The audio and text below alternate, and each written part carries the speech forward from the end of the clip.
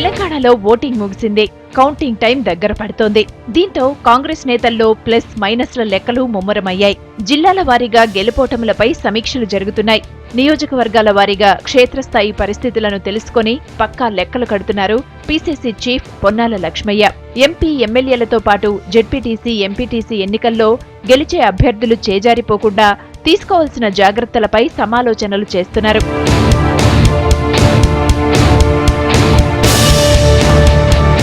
గాంధీ భవన్లో ఉదయం నుంచి జిల్లాల వారీగా నేతలతో రివ్యూ మీటింగ్ నిర్వహించారు పీసీసీ చీఫ్ పొన్నాల.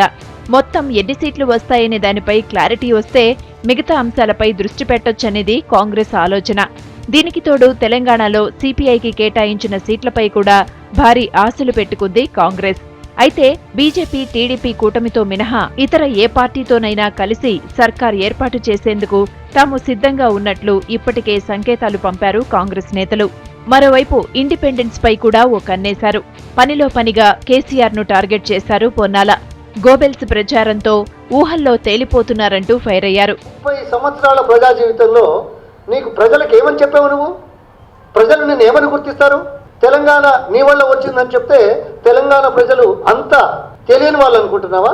సోనియా గాంధీ గారు గట్టిగా నిలబడితే ఇచ్చిన మాట కట్టుబడి ఉంటేనే తెలంగాణ వచ్చిందనే విషయం తెలంగాణ ప్రజలకు తెలియదని, నీ వల్ల వచ్చిందని నువ్వు అనుకుంటే, నువ్వు చెప్తే ప్రజలు ఓట్లేసినారని బయట వచ్చి మాటలు మాట్లాడుతున్నావా? ఇవాళ 90 వస్తాయి, 70 వస్తాయి ఏదేదో అన్నావే, మరి ఏదో మళ్ళీ వార్తలు వచ్చాయి, అదే చూశాను నేను.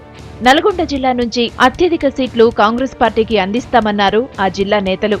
తెలంగాణలోని తొలి ప్రభుత్వ ఏర్పాటులో తమ జిల్లా వాసులకే కీలక పాత్ర ఉంటుందన్నారు. ప్రధానంగా ఏ పార్టీ యొక్క ఎఫెక్ట్ నల్గొండ జిల్లాలో లేదు. నెంబర్ 1 జిల్లాగా తెలంగాణలో ఇప్పుడు కాంగ్రెస్ పార్టీకి ఇది ఉండే అవకాశం ఉందని చెప్పి మేము అందరం కూడా అనుకుంటున్నాం. పార్టీలు ఇష్టం వచ్చినట్టుగా ప్రచారం చేసుకుంటాయి.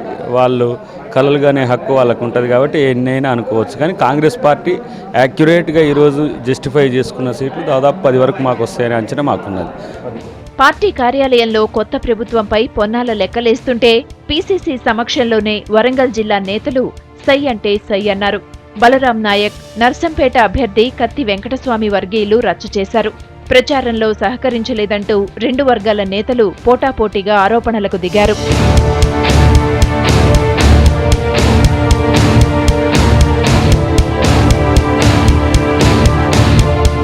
పీసీసీ చీఫ్ రివ్యూలకు జిల్లాలోని ముఖ్య నేతలు వచ్చినప్పటికీ పోటీ చేసిన అభ్యర్థులు పూర్తి స్థాయిలో హాజరు కాలేదు. వీళ్లు ఎన్నికల్లో పార్టీ సహాయంపై అసంతృప్తిగా ఉన్నట్లు తెలుస్తోంది. అందుకే పూర్తి స్థాయిలో అభ్యర్థులు హాజరు కాలేదన్న గుసగుసలు వినిపిస్తున్నాయి.